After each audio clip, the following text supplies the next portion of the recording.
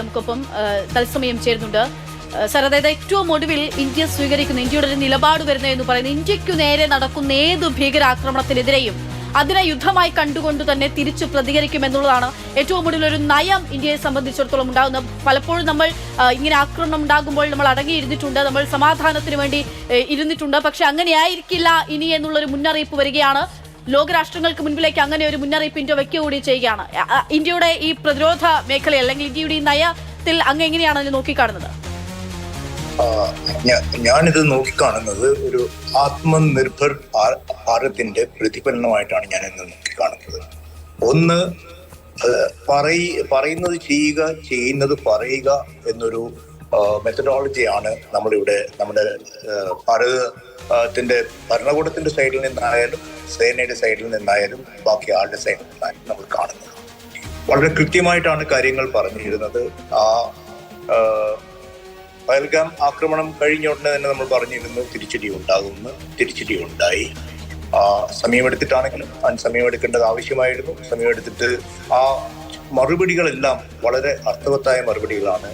ഓരോ മറുപടിയിലും നമ്മൾ കൊടുക്കുന്നതിന്റെ സന്ദേശം പാകിസ്ഥാൻ ഉൾക്കൊള്ളാൻ കഴിയുന്നുണ്ടോ എന്നുള്ളത് വേറെ കാര്യമാണ്. പക്ഷേ ടിറ്റ് ഫോർ ടാറ്റ്, ശരിക്കും പ്രസിഡന്റ് ട്രംപ് പറഞ്ഞ ടിറ്റ് ഫോർ ടാറ്റ് എന്നുള്ള രീതിയിലാണ് ഇപ്പോൾ നടക്കുന്നത്. നമ്മുടെ വ്യോമ അതിർത്തി ലംഘിച്ചു, നമ്മളെ എയർ ബേസിസ് ആക്രമിച്ചു, തിരിച്ച് അതേ തോതിൽ ഒരുപക്ഷെ അതിനേക്കാൾ കൂടുതലായിട്ട് തിരിച്ചു കൊടുക്കുന്നുണ്ട്.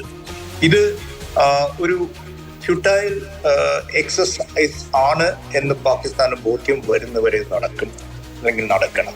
ഭീകരാക്രമണം ഇന്ത്യ വെച്ച് പൊറുപ്പിക്കില്ല എന്നുള്ള ഒരു വളരെ സ്ട്രോങ് മെസ്സേജ് നമ്മൾ കൊടുക്കുന്നുണ്ട്. അതോടൊപ്പം തന്നെ നമ്മൾ കൃത്യമായിട്ട് പറയുന്നുണ്ട്, എസ്കലേഷൻ എസ്കലേറ്റ് ചെയ്യാതിരിക്കുകയാണെങ്കിൽ നമ്മൾ ഇതിനപ്പുറം പോകില്ല. ഇതും പല പ്രാവശ്യം പറഞ്ഞിട്ടുള്ളതാണ്. നമ്മുടെ MEAയുടെ വാർത്താ സമ്മേളനങ്ങളിൽ ഈ കാര്യം കൃത്യമായിട്ട് സൂചിപ്പിക്കുന്നുണ്ട്. പക്ഷെ ആ ഒരു സന്ദേശം ഉൾക്കൊള്ളാൻ ഇതുവരെ പാകിസ്ഥാന് കഴിഞ്ഞിട്ടില്ല.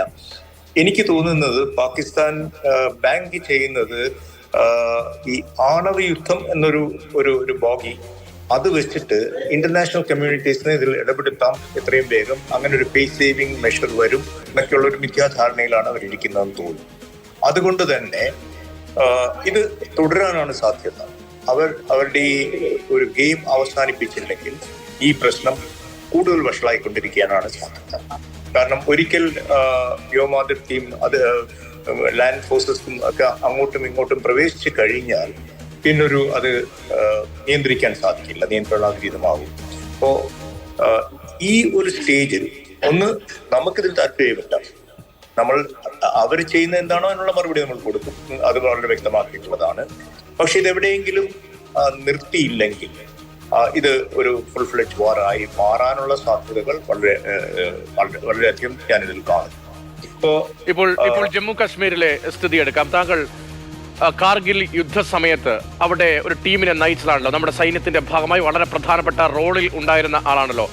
ജമ്മു കാശ്മീരിൽ നിരന്തരമായി നമ്മുടെ സിവിലിയൻ മേഖലകളിലേക്കാണ് അറ്റാക്ക് നടന്നുകൊണ്ടിരിക്കുന്നത്.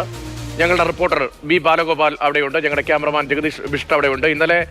ഇന്ന് രാവിലെ ലൈവിൽ നിൽക്കുന്നതിനിടയിലാണ് ജനലിന് പിന്നിൽ വലിയ ശബ്ദം കേൾക്കുന്നത്. ഞങ്ങളുടെ ക്യാമറയിൽ അവിടെയുണ്ടായ സ്ഫോടന സമാനമായ അന്തരീക്ഷത്തിന്റെ ദൃശ്യവും അപ്പോഴത്തെ ആ സാഹചര്യവും ഒക്കെ ഉണ്ട്. ഒരു ഭൂമികലക്കത്തിന് സമാനമാണ് എന്നാണ് പറയുന്നത്. ജനവാസ കേന്ദ്രങ്ങളിലേക്കാണ് ഷെല്ലാക്രമണം ഉൾപ്പെടെ കടുപ്പിക്കുന്നത് പാകിസ്ഥാൻ.